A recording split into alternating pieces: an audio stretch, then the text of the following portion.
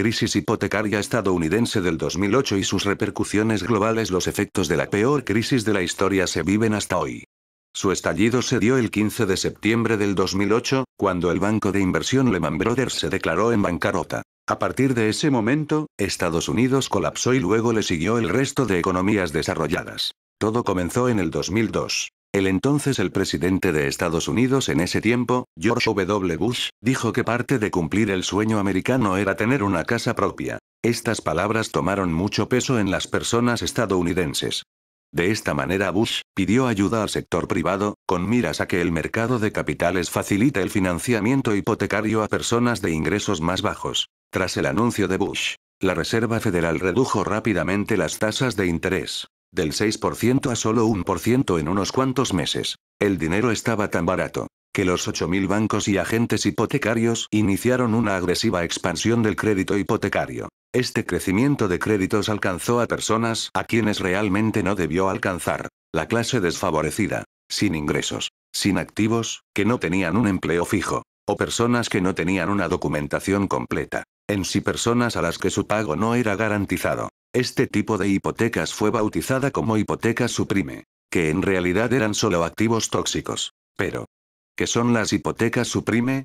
Son las hipotecas de alto riesgo que entidades como Lehman Brothers concedieron a clientes con una alta probabilidad de impago. En el sistema estadounidense, la hipoteca recae sobre la casa y no sobre las personas, por eso muchos de los propietarios enviaban las llaves a las entidades acreedoras y se marchaban. Así fue como la morosidad comenzó a ahogar a muchos bancos estadounidenses y acabó por asfixiarlos y de esta manera los llevó a la quiebra. La facilidad para obtener un crédito hipotecario tuvo dos efectos. El primero fue que las familias se dedicaron a especular ampliamente con los precios de los inmuebles, y sobre todo con los costos de las hipotecas. Y el segundo, que la especulación llevó al desarrollo de una burbuja inmobiliaria. Esto también tuvo un efecto posterior. El valor de las viviendas era el respaldo de las hipotecas, incluyendo las subprime. Conforme aumentaban los precios, aumentaba el número de hipotecas. En paralelo, se estaba armando un proceso que convertiría a las hipotecas subprime en armas de destrucción financiera masiva.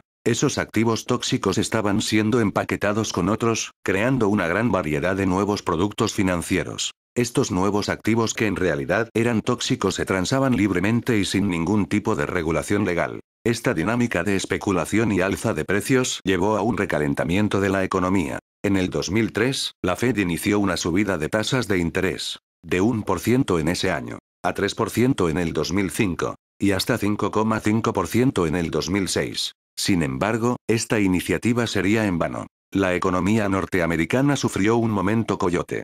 Cuando el coyote persigue al correcaminos en los dibujos animados, a veces resulta dándose cuenta que está corriendo sobre el aire, y cae de una forma precipitada al suelo. Eso fue exactamente lo que pasó en E.U. con su economía, dando como resultado que burbuja hipotecaria estallara y, con ella, los precios de los activos se desplomaron. Al ver esto, las familias que estaban endeudadas optaron por devolver la casa al banco, pues les era mucho más barato hacer eso que seguir pagando un préstamo que cada vez sus intereses incrementaban una suma muy considerable. Cuando una deuda no es pagada se conoce como defaults. Las familias incurrieron en defaults y ocasionaron grandes pérdidas a los bancos. A su vez, esta situación generó naturalmente un colapso en los portafolios de los bancos de inversión a nivel mundial, debido a que estaban plagados de las hipotecas tóxicas subprime. A raíz de todo este proceso, el lunes 15 de septiembre del 2008 fue que Lehman Brothers se declaró en una quiebra total, fuertemente golpeado por las pérdidas de los activos tóxicos.